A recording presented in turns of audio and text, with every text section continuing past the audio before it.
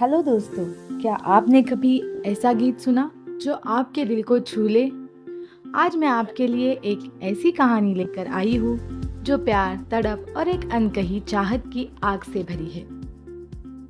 इस कहानी का क्लाइमैक्स इतना भावनात्मक है कि यह आपके दिल को एक साथ गर्माहट देगा और आंखों में नमी छोड़ जाएगा।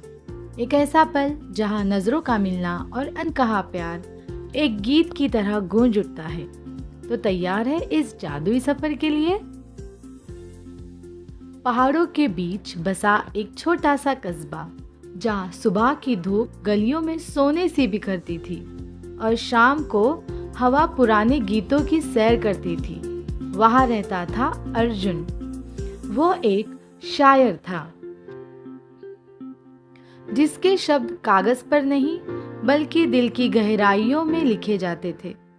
हर शाम वह कस्बे के पुराने बरगद के नीचे बैठता, अपनी तानपुरे की तारों को छेड़ता और गीतों में अपनी बातें बुनता। एक सर्दियों की दोपहर जब हवा में ठंड और फूलों की खुशबू घुली थी, अर्जुन ने उसे देखा। काव्या वह बाजार से गुजर रही थी।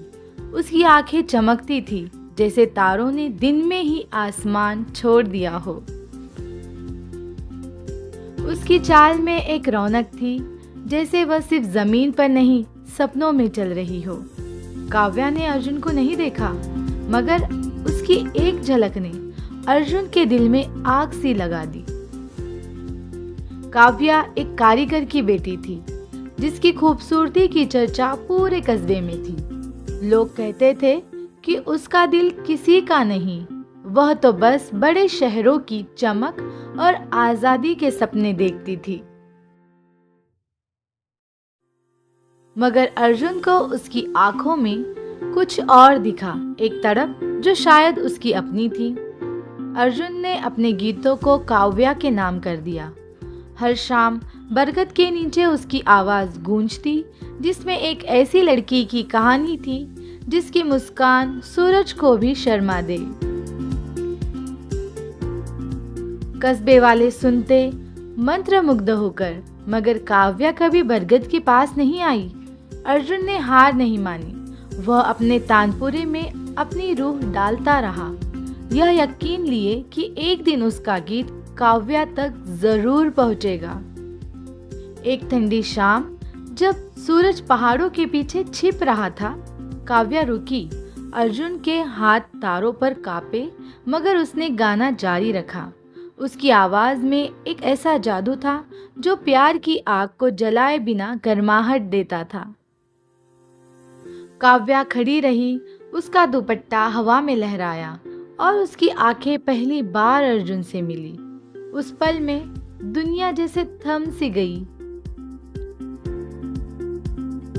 वह कुछ नहीं बोली, बस उसकी नजरों ने कुछ कहा और अर्जुन को लगा जैसे उसका दिल जवाब दे रहा हो। अगले दिन काव्या गायब थी। उसके पिता ने बताया कि वह अपने सपनों को पूरा करने शहर चली गई। अर्जुन के गीतों की आवाज धीमी हो गई, मगर रुकी नहीं। हर तार में काव्या का नाम था, एक ऐसी आग जो बुझती ही नहीं थी। साल बीत गए और अर्जुन के गीत अब भी कस्बे के बरगद के नीचे गूंजते थे। उसकी आवाज में अब भी वही जुनून था, मगर अब उसमें एक गहरी शांति थी, जैसे उसने अपनी तड़प को एक अनमोल खजाने में बदल लिया हो। काव्या की एक चिट्ठी जिसमें एक सूखा गुलाब था, अब भी उसके पास थी।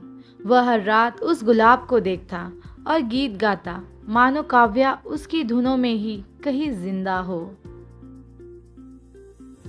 एक बसंत की रात जब चांद आसमान में चमक रहा था, बरगद के नीचे एक परछाई दिखी।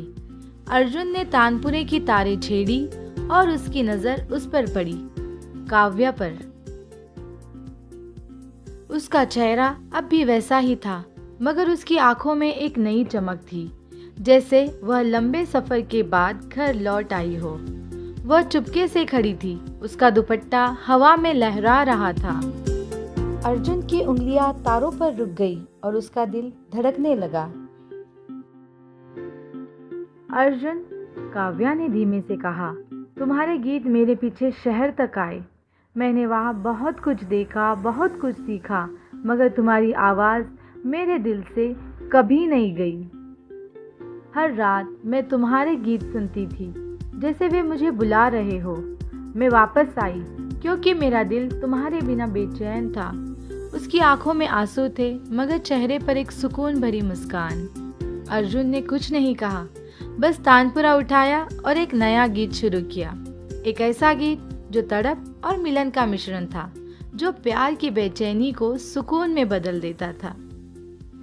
काव्या बरगद के नीचे बैठ गई और उस रात कस्बे के लोग गवाह बने एक ऐसे मिलन के जो दो दिलों की धड़कनों को एक कर गया। काव्या ने बताया कि शहर में एक रात उसने एक कैफे में अर्जुन का गीत सुना जो किसी और ने गाया था। उस गीत ने उसके दिल को इतना बेचैन किया कि वापस लौट आई। उस रात के बाद अर्जुन और काव्या ने एक दूसरे का साथ कभी नहीं छोड़ा। उनके गीत अब सिर्फ तड़प के नहीं बल्कि उस प्यार के थे जो समय और दूरी को पार कर फिर मिला था। कस्बे वाले कहते हैं कि बरगद के नीचे अब भी हर शाम एक गीत गूंजता है जो सभी सुनने वाले के दिल को बेचैन करता है। मोहब्बत की बेचैनी जो अब अनंत सुकून में बदल चुकी थी। अर्जुन के गीतों ने काव्या का दिल बेचैन किया और अब हमारी कहानियाँ आपके दिल को छूने को तैयार है। अगर आपको यह कहानी पसंद आई तो चैनल को सब्सक्राइब करें ताकि हर नई कहानी आप तक पहुँचे।